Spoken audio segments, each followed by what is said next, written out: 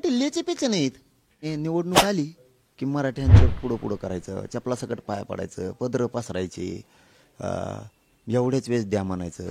मग मराठ्यांनी लेखबाळ म्हणून बघायचं आणि मराठ्यांनी ताकदीनं सहकार्य करायचं. आणि एकदा वेळ संकट निघून गेलं की गुरुगुरु करायची. मराठी लेचे पेचे नाहीत. लेचे पेचे नाही. त्या भानगडीत पडू नका. मला जी मारणार आहेत ना तुम्ही, जी गोळी ज्या रंगाची चाटून जाईल ना ते रंगच ठेवणार नाहीत मराठी.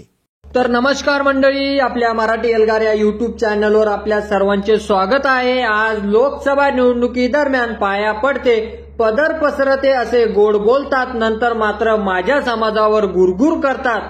माझ्या समाजाने हे का सहन करायचे असा सवाल करीत मराठा आरक्षणाचे नेते म्हणजे मनोज जरांगे पाटील यांनी बीड लोकसभेच्या भाजपा उमेदवार पंकजा मुंडे यांना नाव न घेता टोला लगावलेला आहे.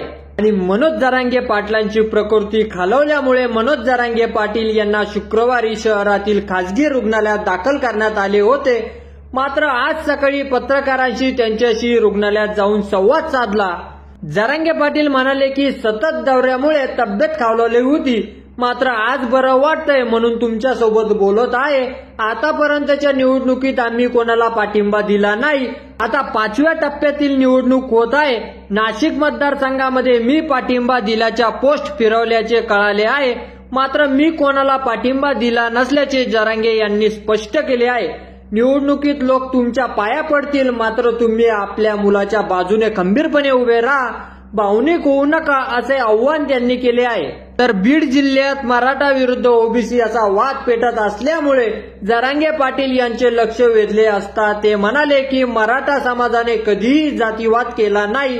आज मी दोन्ही समाजाला आव्हान करतो की दोन जातीत शांतता राहिली पाहिजे. ते लोक निवडणुकीपुरते गोड बोलतात, नंतर मात्र समाजावर गुरगुर करतात. माझ्या समाजाने हे कधीपर्यंत सहन करायचं असा सवाल त्यांनी केला आहे.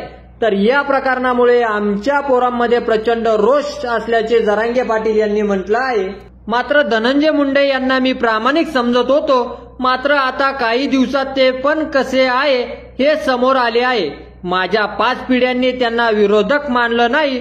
असे असताना आता जर त्रास देत असतील तर काही दिवस लक्ष ठेवा असा सल्लाही जरांगे यांनी समाज बांधवांना दिला आहे.